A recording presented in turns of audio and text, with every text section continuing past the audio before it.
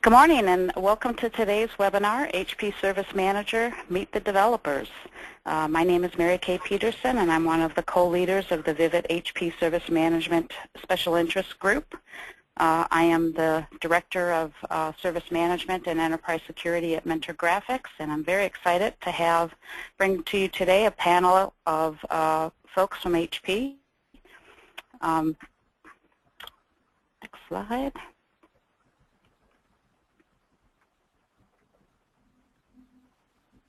Today's presenters are Irene Geist. Irene is a service manager, customer-facing R&D specialist since last summer with Service Center and Service Manager experience since 1998. She was an IT help desk engineer before that. This particular picture was taken in Torrey Pines State Natural Reserve, where she's been a volunteer for 10 years now. Our next panelist is Jerry Yan, who has more than 16 years of enterprise management software development experience in virtually every role, architect, developer, and project manager. Jerry's been working with ITSM since 2007, starting from Service Manager integrations, then Connect It, and most recently in Service Manager as a functional architect. Our next panelist is Pete Buddhic, who is a functional architect with the ITSM group, currently working on Service Manager. Coming from the Peregrine acquisition, he has worked with the service management product in both professional services and development. Pete has been the technical lead behind many features in the product, most notably the document engine and process designer. And last but not least, we have Steve Anderson, who is a senior product manager. Steve has worked in Service Center and Service Manager R&D for over 10 years as a developer, Scrum Master, Team Manager, and Program Manager. Steve has been in product management for Service Manager since the beginning of last year. So this morning, the format of today's session is yours. I am going to be taking questions from the audience, posing them to our panelists here, and then our panelists will answer the questions. So I guess to start with here, let's get our question pane open up here. And we will begin. Our first question comes from Frank Arvidsson, and he says, we purchased the service request catalog for our upgrade to Service Manager. However, our system is set up with an HR EMP number as the key. We found out that SRM can only display this key on the main page, not very user-friendly. So we are delaying implementing SRM till it is changed to allow additional fields. When do you think this change will occur? And so I will open up to our panelists. Hello, this is Steve. So I'm trying to make sure I understand the question. So you want to be able to display an additional field in SRC is what I'm understanding. So we do have some features in our roadmap on Service Request Catalog to allow additional tailoring. So I can't tell quite exactly what tailoring functionality you wanted, but it's possible that it could be addressed in the next upcoming release.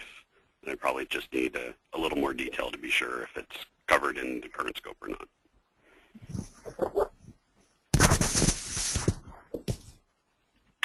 Okay, so we're looking for questions. The next question comes from Frank again. Do you know when that release will be?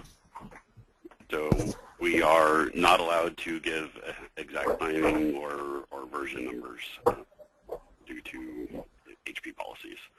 So I can't communicate anything more than we have some enhancements in that area in the next one. And so this is Mary Kay just making a commentary, and it's truly only my opinion. I've been to HP Discover every year for a number of years, and HP always seems to bring something to market during that time frame. And so maybe we will see it in June. That's purely speculation.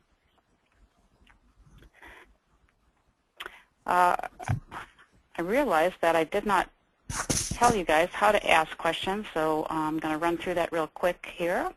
I wanted to let you know this session is being recorded, and it will be available to all members afterwards. If you have a question, please type your question in the question pane. And if you look at the web control, you can see there's an area where you can type your question. And it looks like we have some additional questions coming in here. The next question says, SRC, when ordering a service item, users have to enter a title for submitting this. This makes no sense. Do you have to enter an order title when ordering something by Amazon?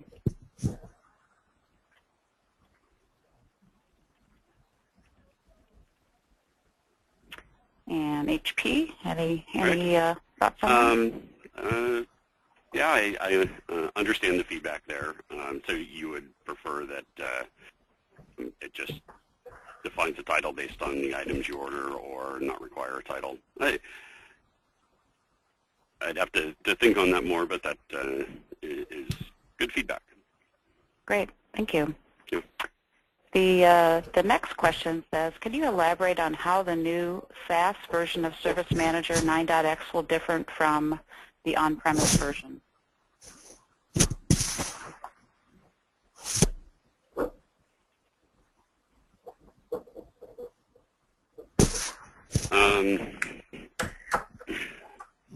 So again, this is Steve. So at this point, we don't have any messaging around a new SaaS version. Okay. All right, we're looking for some more questions. While we're waiting for that, I thought it might be interesting to have each of our panelists describe something that you currently are working on that you can share with us. We'll start from the left with Iris. That's interesting. What I'm working on right now, I am organizing and holding a twice-a-month practitioner forum, actually 2 of them, on Service Manager and its HP integrations such as Cmdb, RC, etc. Those practitioners forums are where customers and HP folks can dial in, and we share our challenges and successes. Pretty much we talk about what we're doing with our products and what works well, what doesn't work well. We ask for ideas and feedback. And that is a lot of fun, and if anybody on the phone is interested in this, they can email me. My name is Iris Geist at hp.com, and I am more than happy to send you information on how to sign in for that. The other thing I'm currently working on are upgrades. I'm working on ways to make upgrades easier, more fun, less time-consuming.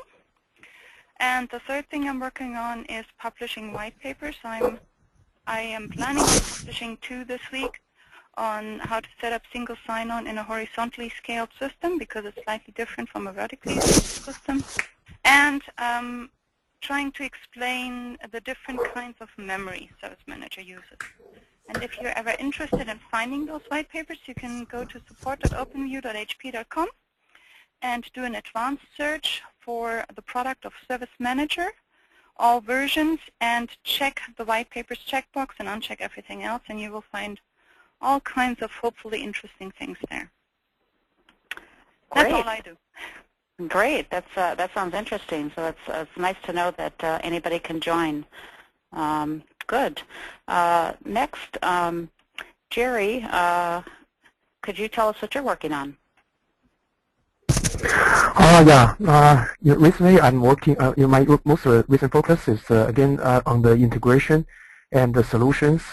Basically, it's about the CCRM, change, config, and release management, and also the clip, closed loop instant, and the process.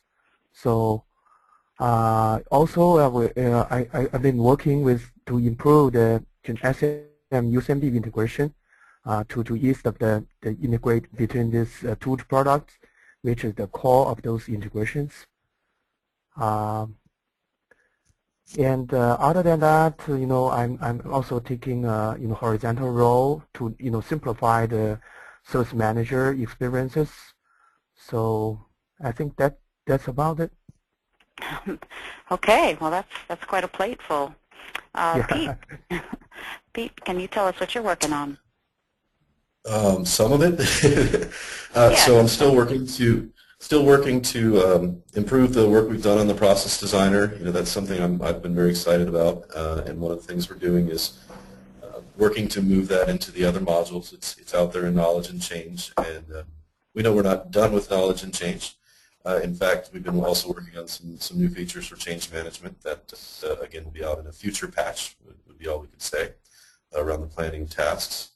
And then I guess I'm working on ways to simplify the experience. So we've done a lot with the user experience. We've done a lot with the administrator experience.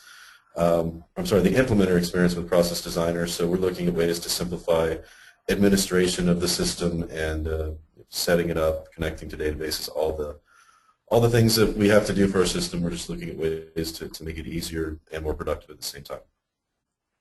that's great to hear. I have a generation of help desk workers that would really enjoy a simplified user experience.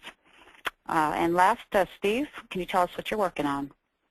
Yes, so one of the major threads I'm working on right now is reviewing the process definitions for the help desk modules, so service desk, incident, and interaction, and that's kind of aligned with what Pete was talking about process designer, so reviewing our process definitions and updating them in coordination with our service management reference model from our professional services organization.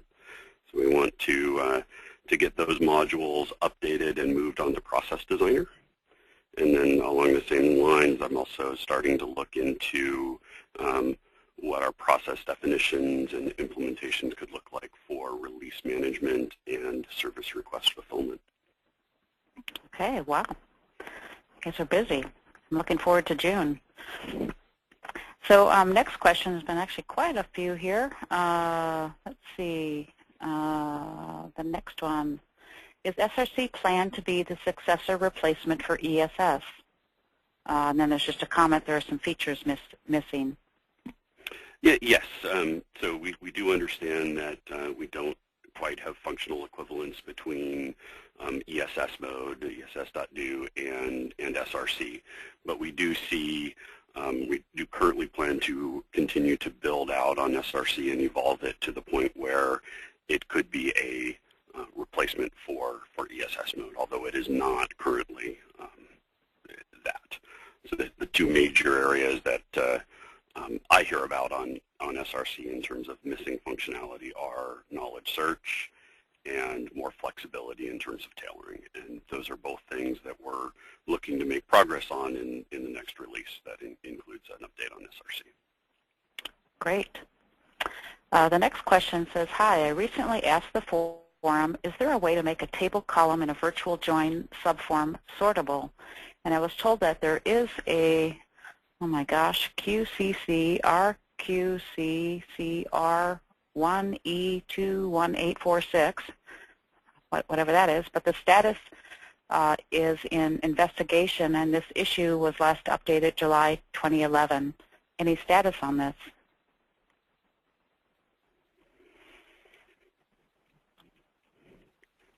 I'm seeing if anybody knows anything more on that. Not from my end, Steve.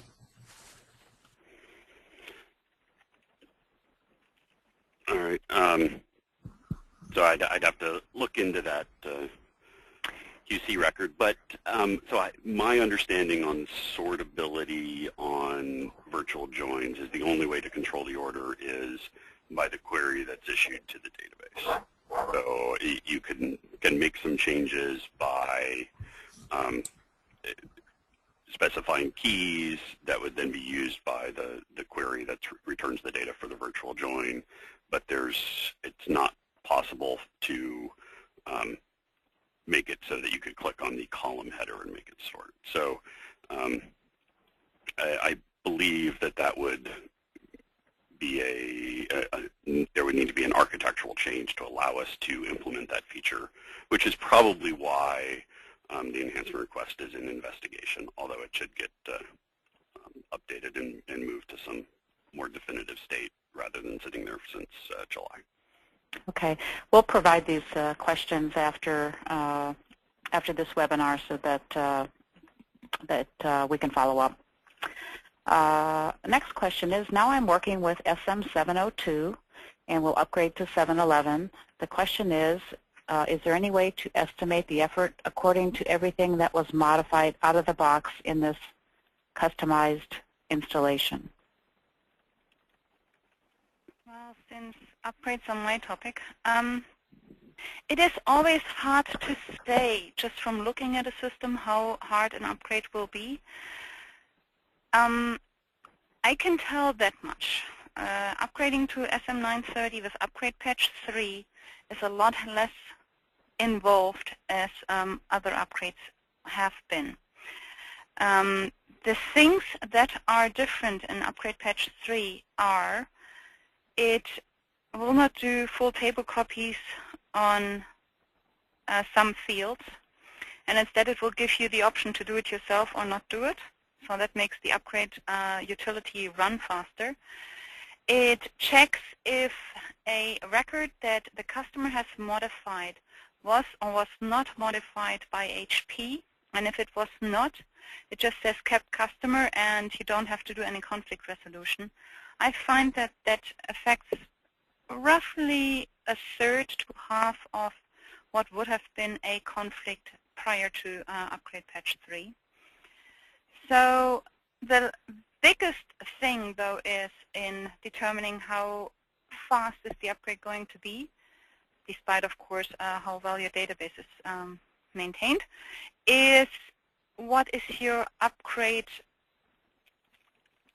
goal? Do you want to go closer to out of box? Do you want to keep the same look and feel?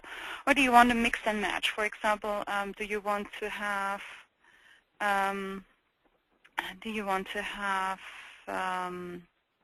new integrations or not, and stuff like that. I just see the chats here that you're trying to upgrade to 711. My personal opinion on that one, and I 100% stand behind that, don't upgrade to 711 when 930 upgrade patch 3 is around. It will be a lot faster and a lot easier on you. I hope that helps with the question. And if you have questions on upgrade patch 3 for 930, please do let me know. Great. The next question is, what is the timeline for cleaning up issues with the web client? For instance, one of the issues has to do with when the cursor is in a read-only field. If the backspace key is selected, the command is sent to the controlling application, i.e. the web browser, with unexpected results. I believe this has been known since 2009 without resolution. Is there a time frame for this fix? Another issue relates to the web tier not processing condition statements in format fields, visible / read-only field, read-only conditions, for example.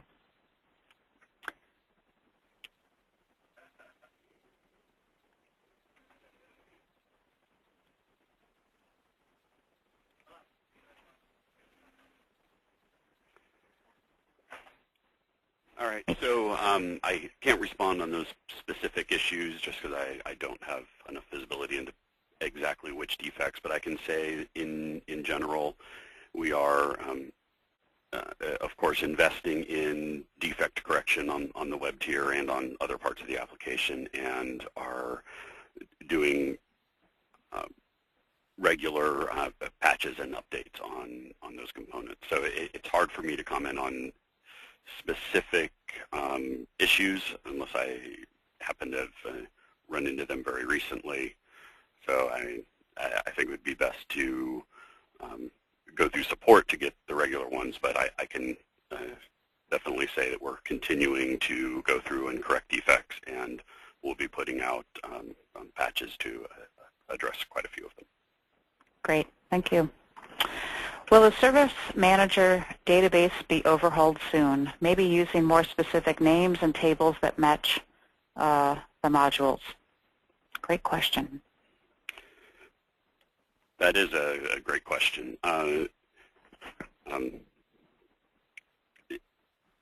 Pete, did you want to kind of talk about this in general? Well, again, I'll need a little guidance on exactly what we can say at this point. So stop me if I need to.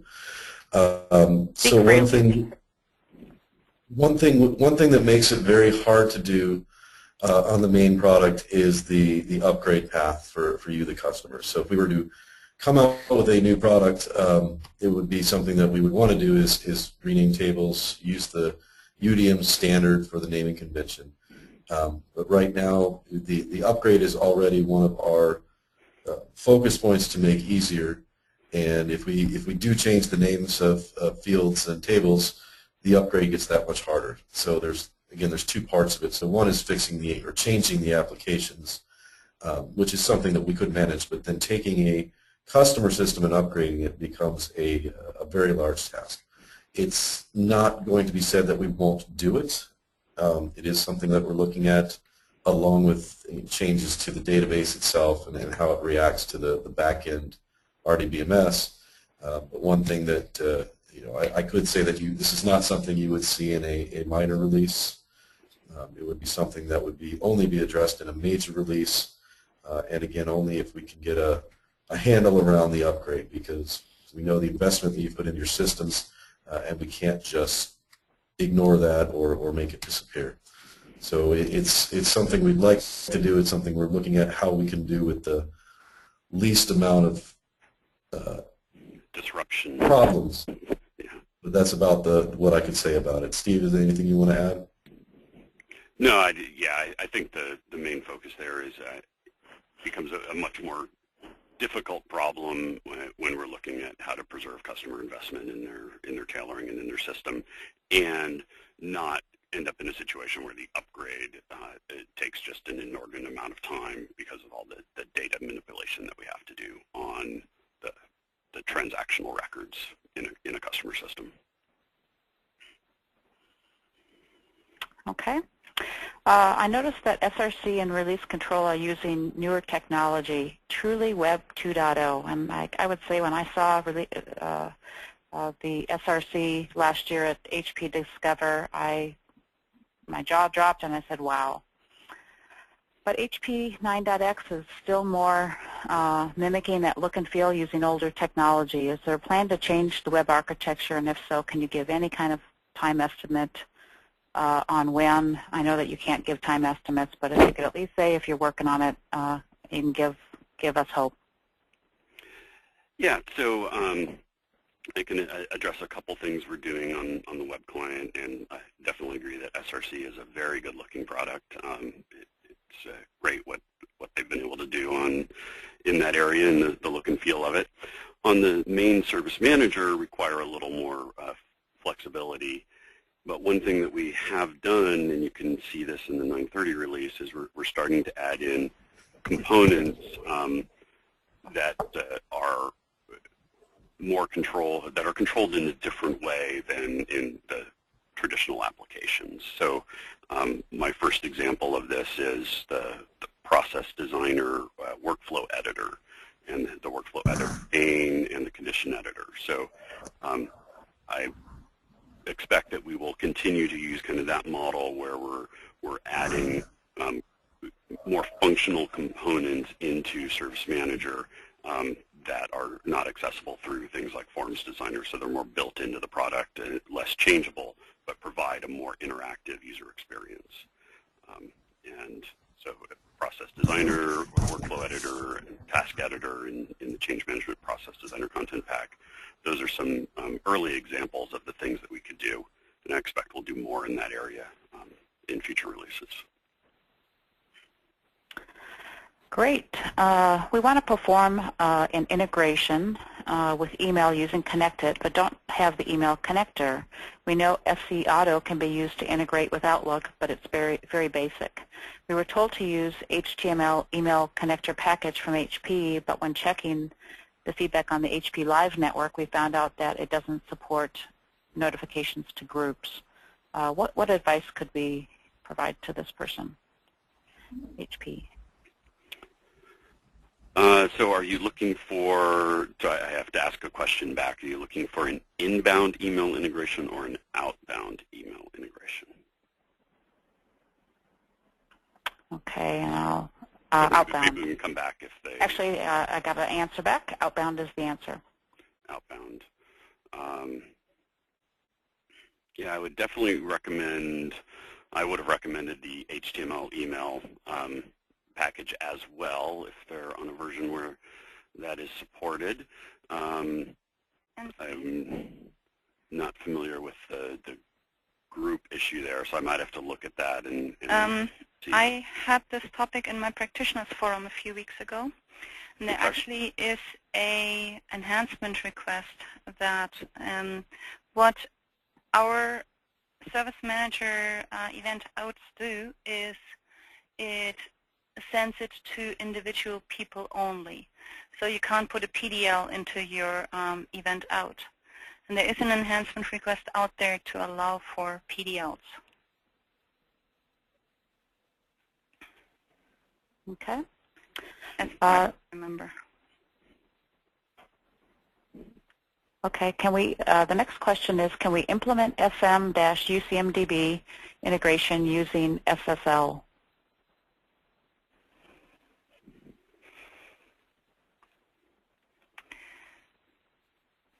Yeah, I can take this question. Actually, the current SM-UCMDB integration, the single sign-on, we are based on lightweight single sign-on. It's dramatically simplified in the recent release. Particularly in the 9.30 release. And Jerry, what version of UCMDB is supported for that? Is that 905 or is that earlier ones as well? Yeah, even for the earlier version, I think it's 903 or 904. It's all supported. Great. The next question is, does HP have a patch release schedule to help us better plan our deployments? Sorry, can you say that question again?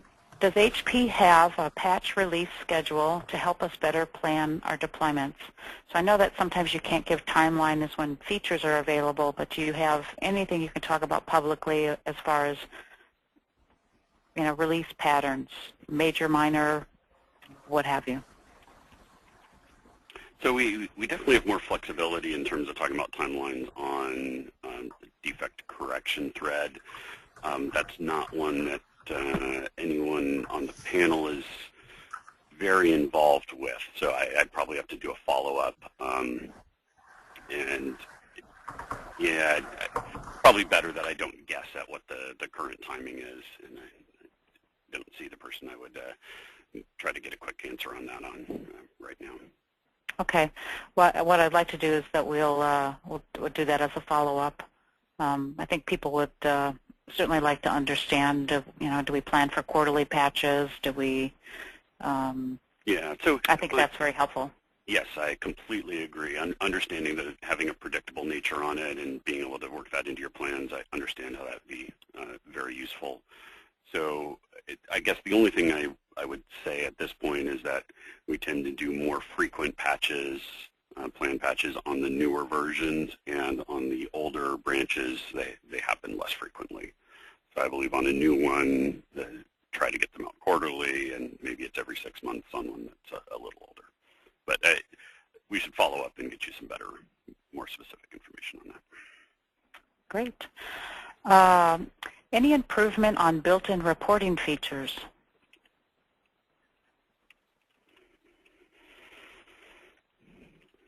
Any improvement on built-in reporting?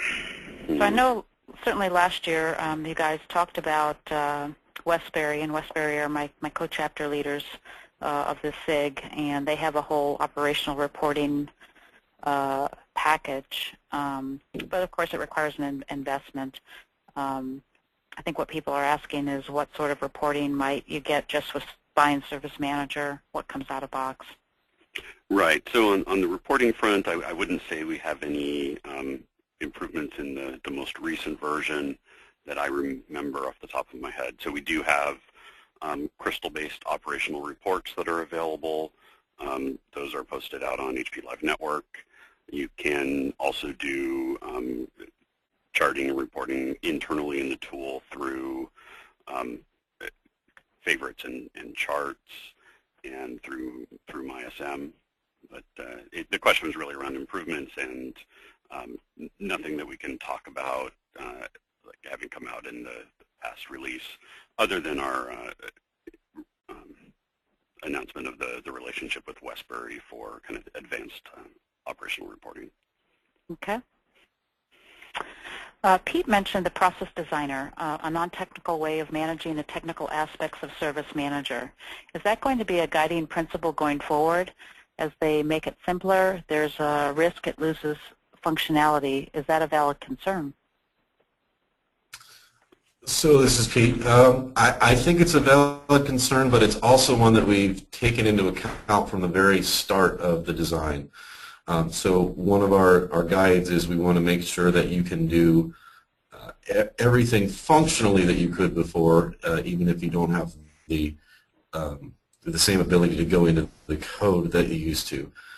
In fact, there are a few rule types, such as the JavaScript, where you can actually go write the code and call the functionality directly if you are an advanced implementer. So I don't think we will lose any functionality from that perspective. Again, I'm always amazed by some of the things that our community does, and I mean that in a good way, for finding ways to do things. So I hope we don't miss any of those. But the nice thing about Process Designer is these rule types that do the work, they're very modular. So it's something that we can actually send out a new rule type as content. For example, when the HTML email solution came out, it was very quick. We created a new rule where you can send the HTML email. So we're hoping that modularity that we put in, if we do have any functionality that's missing or perhaps an integration comes out that needs a bit of functionality, we'll be able to get that out very quickly. But again, we did leave some rule types in there, such as calling process records or calling JavaScript for those advanced implementers. So I don't think we'll lose the functionality. It just might be a slightly different way to get there.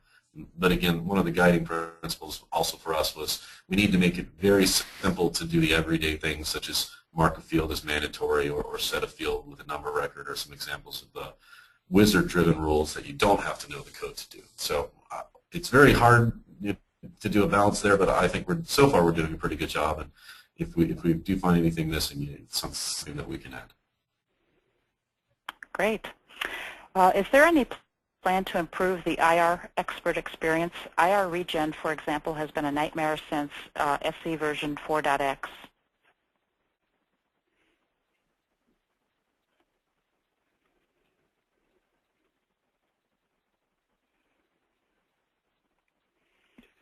Can you repeat the question one more time? I heard the last part, but not the first part. Sure.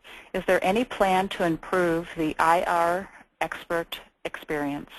IR regen, for example, has been a nightmare since SC version 4.x. IR per se will not change. The biggest difference between SC6 and SM7 is that IR is now held in the database. So in a well-tuned database that is close to the Service Manager server, it's not too bad. What we always recommend is that you try to minimize your IR impact. For example, one of the recommendations is even dates will be IR indexed, but you hardly ever search for dates. So putting the numbers 1 through 31 into your stopwords file will be good, or the years 2010, 2011, 2012. So that shrinks your IR file, and the regens and the searches go faster, just as one idea on how to make it better. And of course, you can use knowledge management for searching, especially in Service Manager 930 with the Solar engine. It's very smooth and very fast too. So these are things that you can look into. And I'll just add on to that, what Ira said, that we're not looking to improve IR Expert, but we are looking at better ways to use other technologies such as solar or even using functionality directly from the RDBMS. So again, I can't say anything about when, but it's definitely something that we'd like to do. We know IR Expert is problematic in some areas, but instead of investing on it, we'd like to leverage other technologies. Okay. Are there any plans to change the knowledge search tool to be more like the Google Appliance, as the current tool is not very useful for a large organization? And I'll add on to that question. HP just acquired Autonomy, which is searching technology. Just curious if there's anything you can share.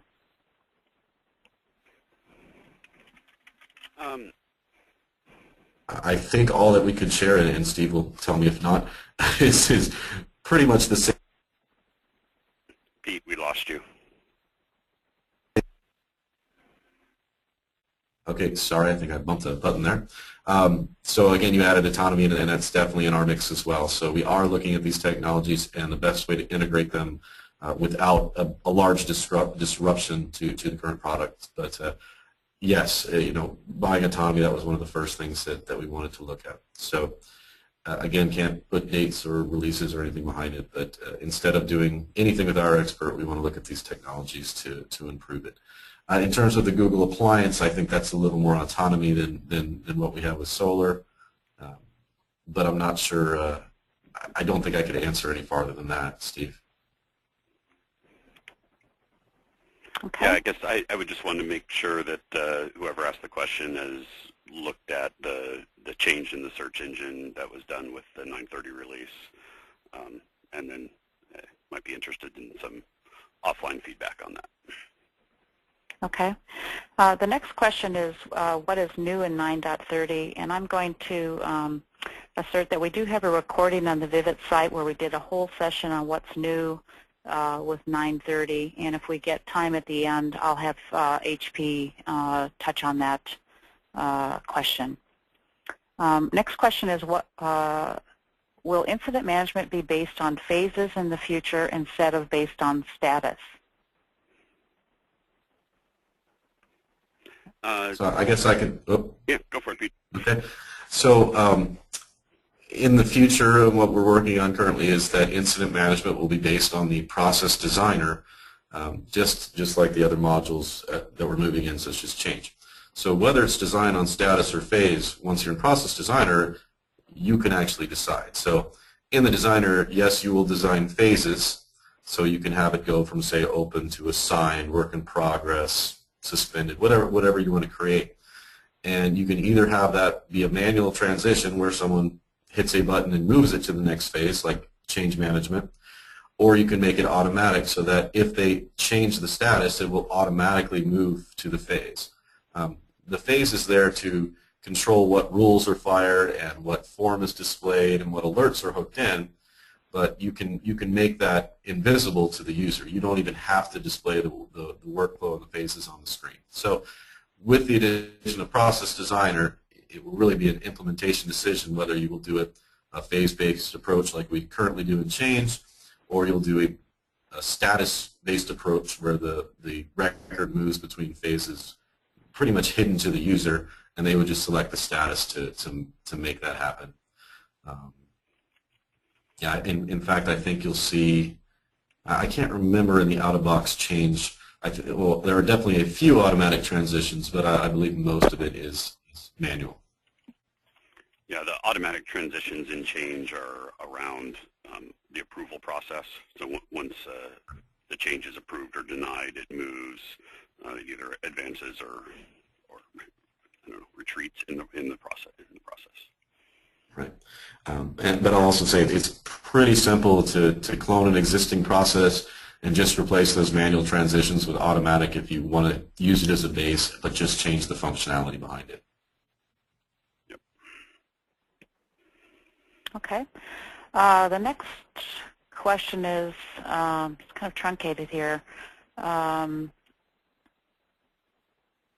Any often face issue in notification engine, mainly on alignment, any improvement under the pipeline. I wonder if this is a...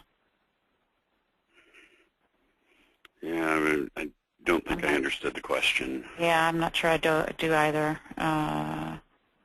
Okay, let's move on here. Hi, I would like to ask about the order process work. So if I could just could I make?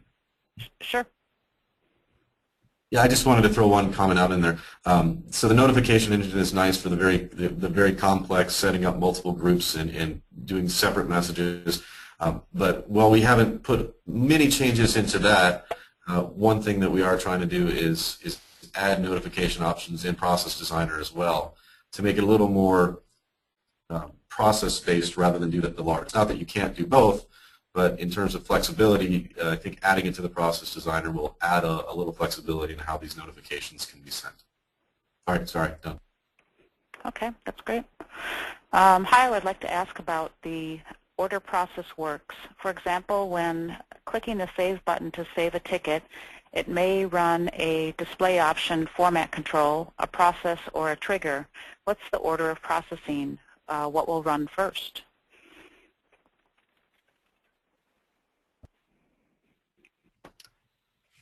So a little tough on that question. I got a little, I'm not sure exactly what you mean by order, but there is, if you're just talking about opening an incident or any record, there is an order of operations. And I'll be doing this off the top of my head, but I would probably check the documentation on this as well. So the display option is going to fire off first, of course, because it's related to the display option. And then once the processing goes, and this is where I would check the documentation, and I know it's in there because people asked.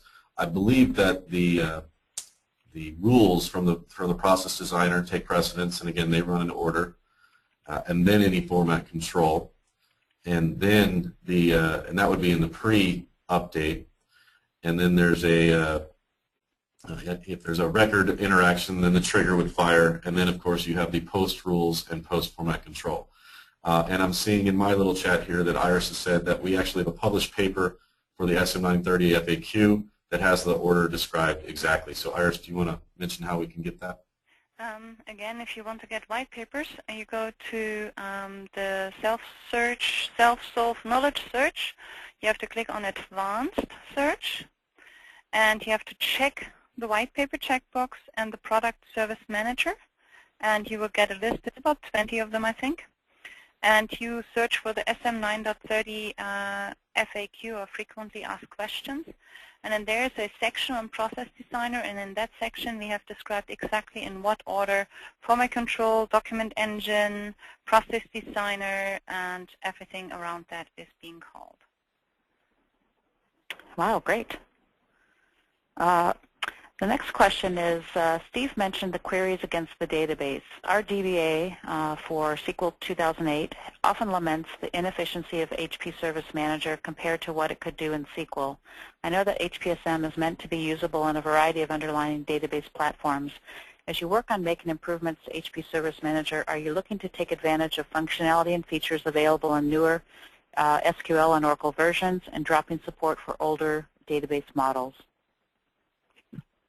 So in terms of compatibility matrix, so we generally need to retain compatibility to older database versions, operating system versions, until the vendor puts those into obsolescence. So we have a wide range of customer profiles, some who move to newer technologies very quickly and some who move very slowly. So we have to keep a pretty broad compatibility matrix to satisfy those different type of customers. But we definitely have a desire to take better advantage of relational database capabilities. That was one of the drivers for the move back in Service Manager 7 to drop support for the proprietary database so that we would at least not have that extra complication in being able to leverage database capabilities. So it's a desire. I don't have any specifics on how we might do that in future releases.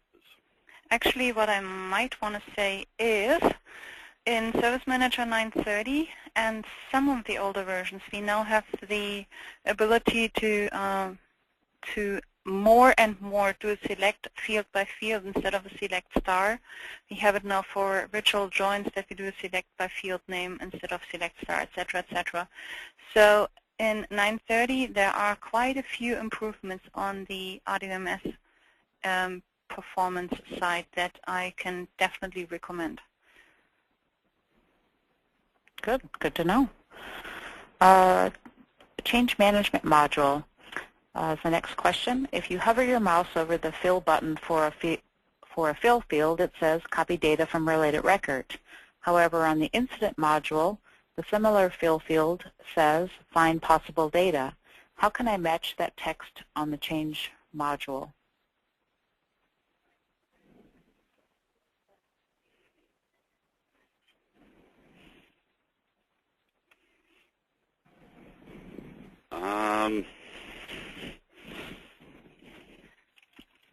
It doesn't look like we have anybody that can answer that on this panel, so we'll have to follow up on that.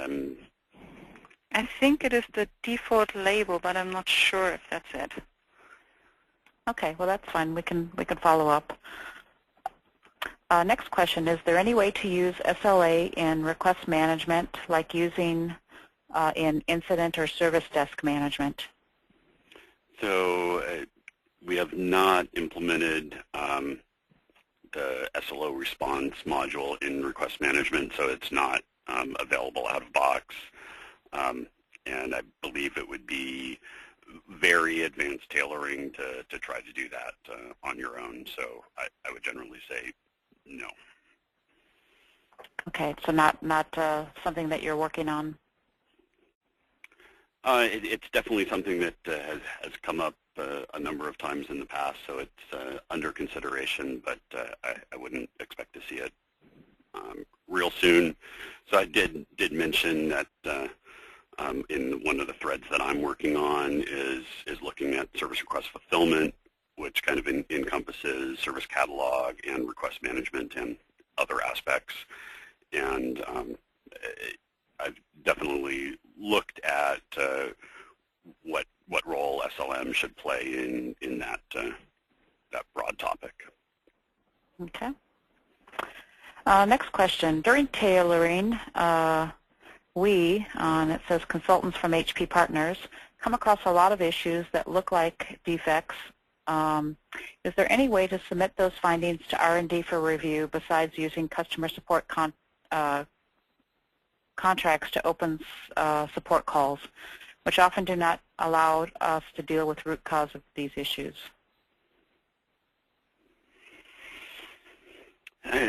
No, we really do encourage you to go through the support process. That's the standard way that we get feedback, both defects and enhancement requests, into the appropriate systems and through the appropriate channels, and it helps build up the knowledge base so that we can, if somebody else has reported it, it's able to be matched more quickly. So I would like to encourage people to do that, and if you're having some struggles there, you can email me offline and we can see how we might make it more efficient or improve it. But, okay, yeah, I think probably people who do tailoring work are, I think their request really is for some kind of back channel, and I can understand the complexity of offering that.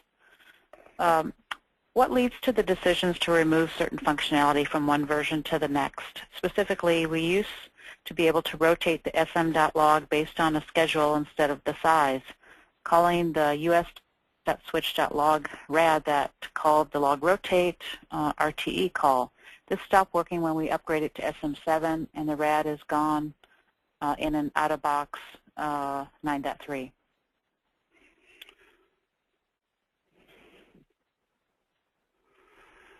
So I believe the decision on that one was to move some of that functionality from the application layer more toward the server layer to do that log rotation capability, to take some of the complexity of configuration out.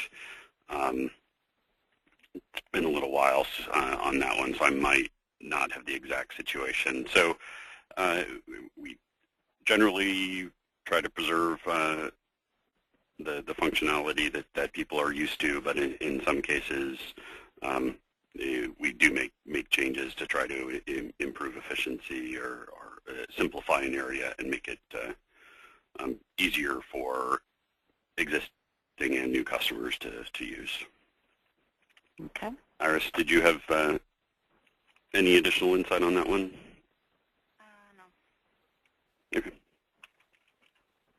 Okay.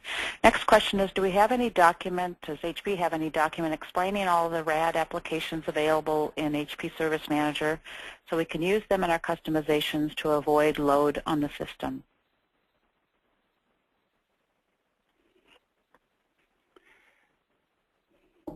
So Iris, I can touch on that in two ways. Go for it, Pete. So I was just going to touch on, no, we do not have documentation on all the RAD applications. And what I would say is there's probably some RAD applications that may be useful in tailoring, but we are going to do more and more work, especially on the process designer, to put a front end on those that makes it so you don't have to know what's behind it. So I don't think you would see us talking about RAD applications, especially as even in development we're moving away from RAD and using a lot of JavaScript and other tools. So I think what you would see is, again, more rule types around the process designer, and behind the scenes they may be accessing some pre-created RAD or JavaScript, but instead of documenting the JavaScript exactly, or the RAD, we would give a better front end.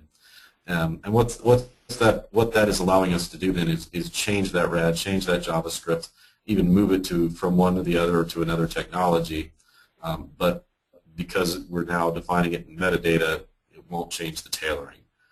So might not be the answer to the question exactly as you were looking for, but that's where we're going. One of our guiding principles is we don't want people to have to know the code per se, but just how to tailor and use the code behind the scenes. Okay. Next question, is it possible to have a descriptive message if using the web when the license usage has exceeded? Currently the message we get is a browser error like problem displaying the page, not an SM error.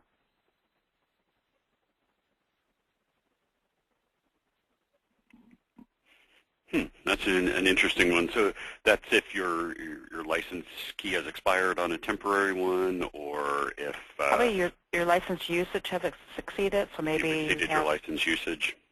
Yeah, maybe you have concurrent licenses, and one more person is logging in than you have licenses for. Yeah, that's sounds to me as if the web client tries to open a session on Service Manager Server. Service Manager Server says, I won't open the session for you, so the browser doesn't get the information. That would be a hard one to change. Yeah, so that's a new one for me, so I'd have to look in and see if there's already a ticket and some analysis done on that. Okay. In Service Manager 7.11, can outbound email notifications be sent from different email addresses? Not addresses, but you can change the from user, as far as I remember, with a parameter, but that is just for everyone.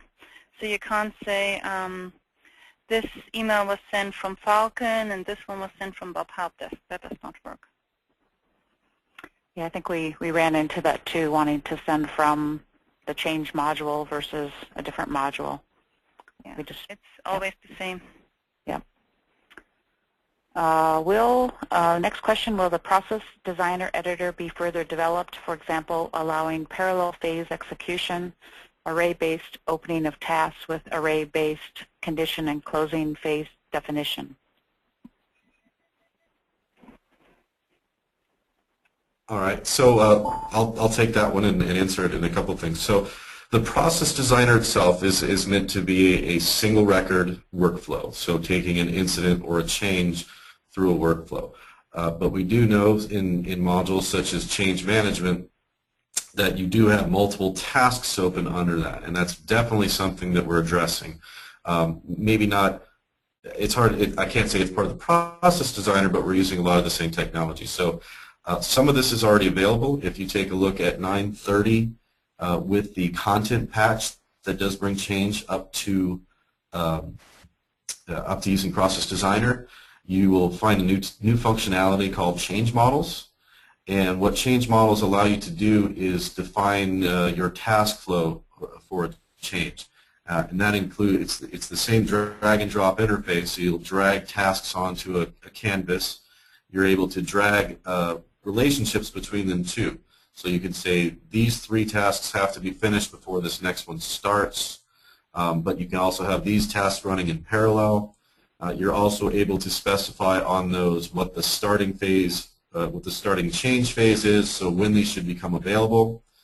So it's really allowing 2 things there. One, you're able to set up all these tasks ahead of time and know they're going, and then only open them when it's time for someone to work on them. And there is control to say this one can't be started until these 3 are finished.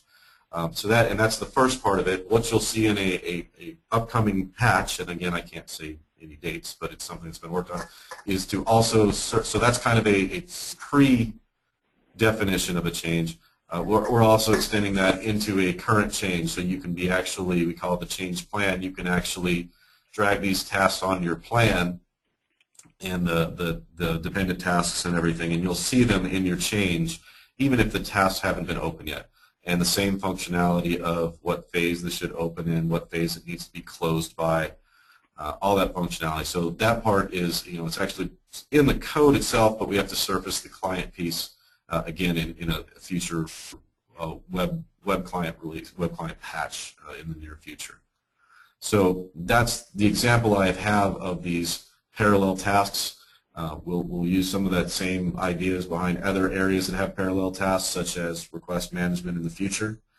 And if there's any other parts that you'd like to talk about, we can have that as an offline discussion or another question here. But I really recommend taking a look at what we already have with 930 to see where we're going and make sure that's going to be helpful to you. We've had some really good feedback about it, so I definitely recommend taking a look. Great, thank you. Next question is the executive scorecard, which HP has been recently talking about, going to replace Westbury as the preferred reporting tool for Service Manager?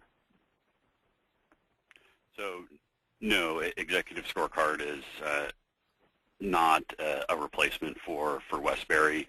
We believe they are complementary solutions, and I could provide more information on how those can complement each other offline or separately. Okay.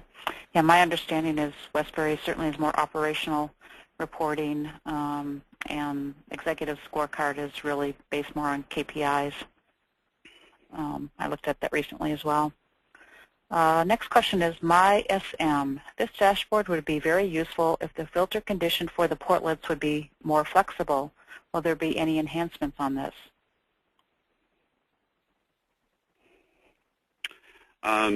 So I believe that we did make the filters more flexible in some recent release.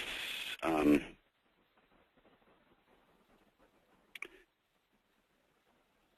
anybody on the panel have any more information around that?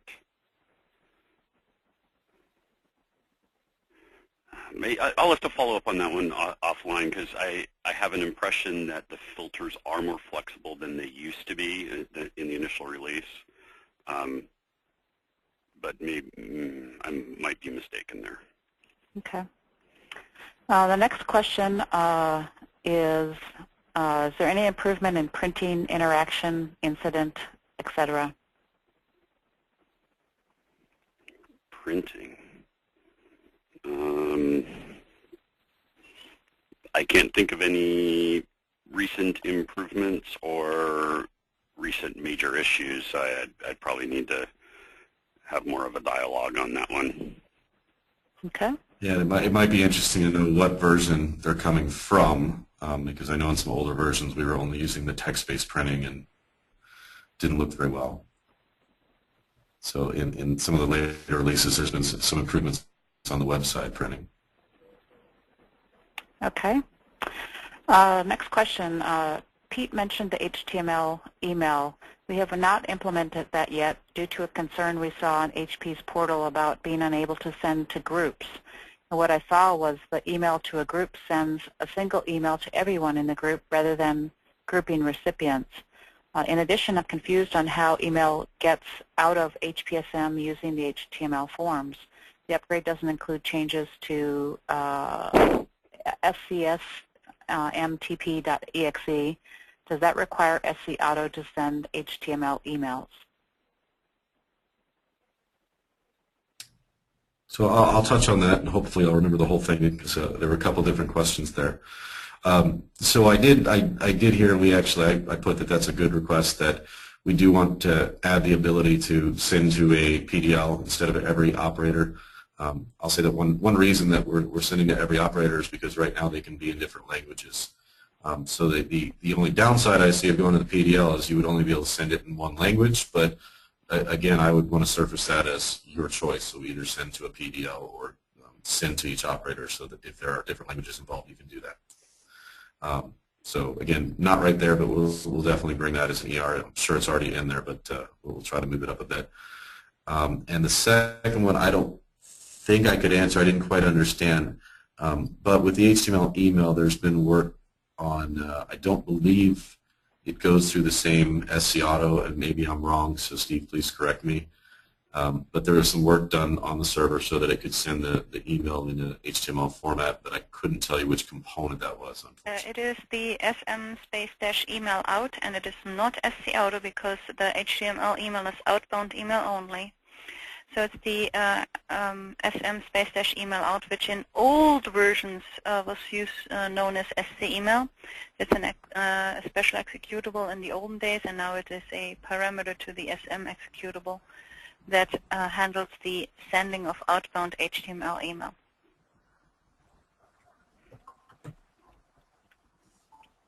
Okay. Next question is not a question for the developers, but for the Vivit organization. Would you have a recorded version of this webinar? The answer is yes. It'll be posted sometime after this webinar today.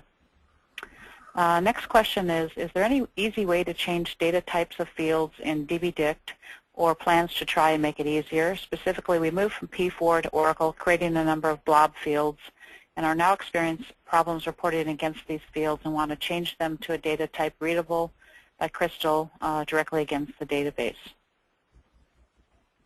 It can be done in the Dict utility. You have to be careful that you do it correctly. If you have something as a binary LOB, then the SQL RC field is set to true. If you change that to something else, then you have to change the SQL RC field as well. Then there are different ways of remapping. You can do the move from SQL to SQL with a different way of mapping arrays. So you can say, instead of field and main table, you can say multi-row array table, for example. The problem with the move from SQL to SQL is you can do only a table at a time. Then the other thing is you can go directly into the Dict, and if you know exactly what you're doing and you are careful, you can change the field mappings within the Dict. But again, you have to be extremely sure of what you're doing. You can contact customer support to find out how to perform these things. That might be the easiest way.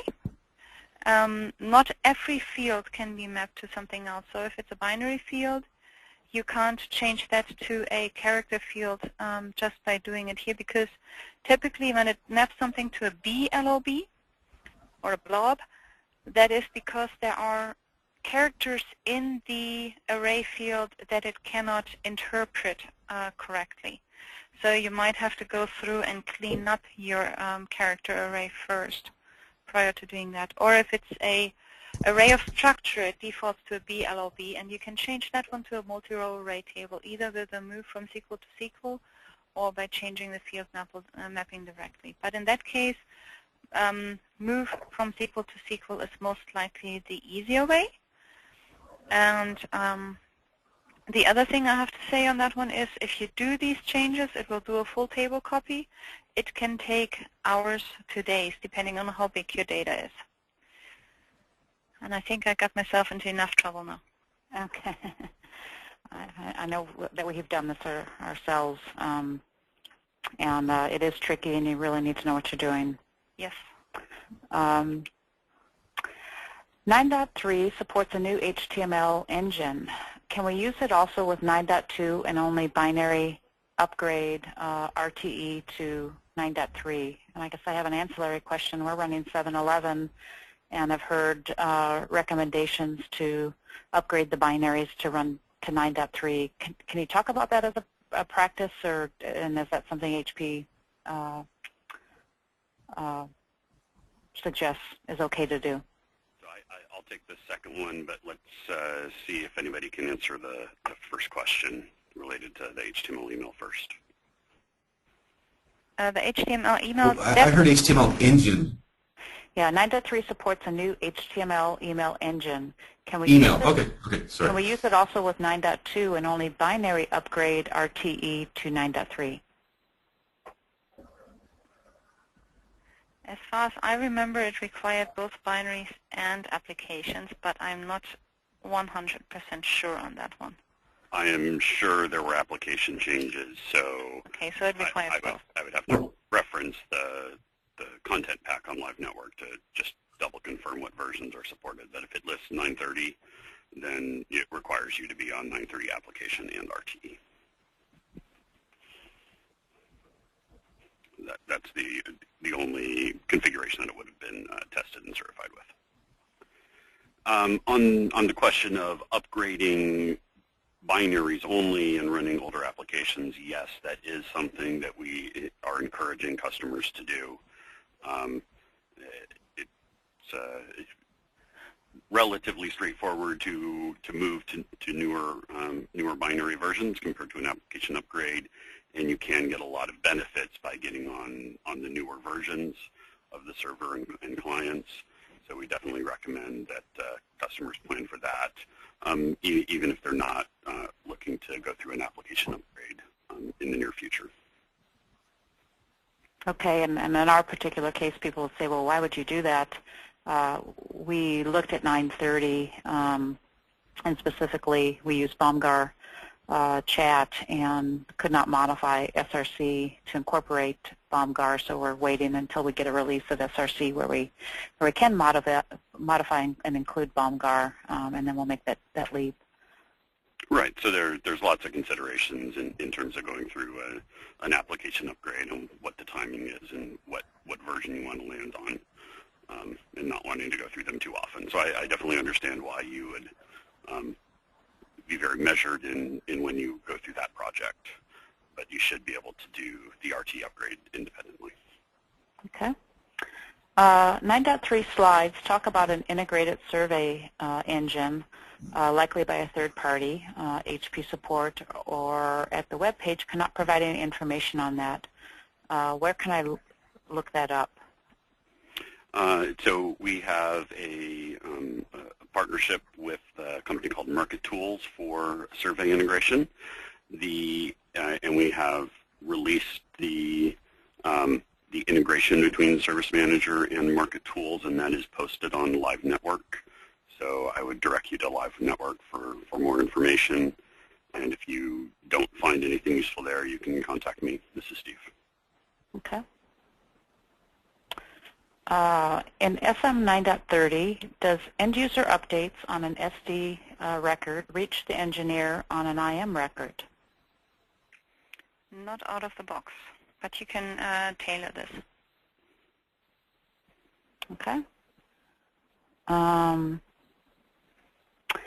Next question, what could be possible ways of monitoring SM processes running in the background, provided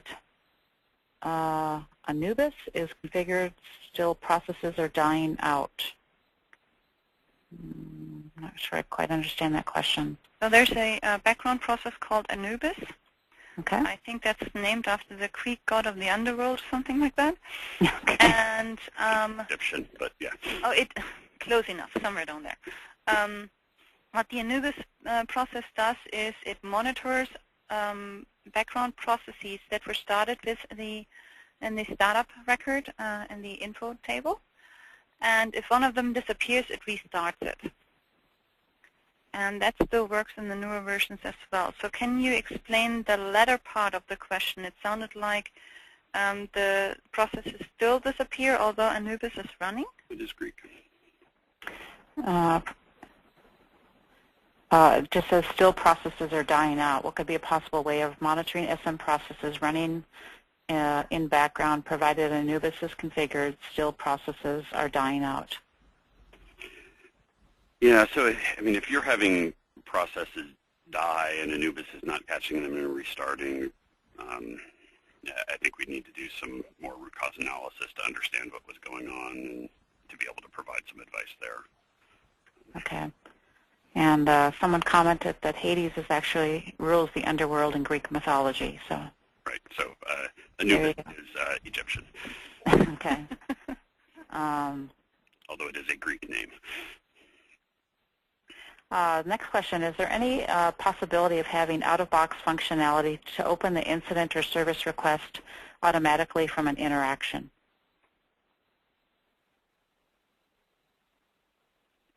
Can you read that again? Is there any possibility of having out-of-box functionality to open the incident or service request automatically from the interaction? I'd have to understand the use case for doing that to be able to answer. Yeah, in recent SRC releases, we have the feature called support catalog. For those support catalog items, we can directly create the incident record. So I'm not sure if this is about. Yeah, one of the things I could think about is certainly, and we have done this probably internal tailoring where given a certain type of request, of course customer information is recorded in an interaction, and then we want to auto-escalate to a particular team. And so, that may be what they're thinking about as far as the use case. Okay. So we're about 10 minutes after the hour here. I think I'll do a couple of more questions, then we'll need to wrap up. Anything that we will provide this list of questions to HP, and anything that they were needed to look up or we were not able to answer today, we'll follow up on. The next question is why does the Processes and Best Practices Guide not include all Service Manager modules, more specifically knowledge and request? And will there ever be a document explaining the administration checkboxes and fields under system administration to fully understand their functionalities and impact to the system when enabling or disabling? So we took a phased approach to documenting the best practices. So initially we covered 5 modules with the intent to continue to cover more. We haven't made great progress on that. I think that's an area where we need to continue to focus, and that does tie back to what I mentioned on my projects earlier around looking at process definitions for additional areas. So I didn't specifically mention knowledge, although I could see us doing that, but we do want to provide more best practice process documentation for other modules, as we probably, those will most likely be tied to going through and doing process designer enablement and new process definitions in areas. And then in terms of the system information, I would definitely expect that we would be documenting that. So if we're not all, I'd have to look into why we don't have documentation in that area. Okay. And then the last question that we'll take here today, I think you've answered it as asked in a different way, but I'm going to ask it in this way. Are there any plans for a general change of the data model of Service Manager, transforming it into a true normalized database?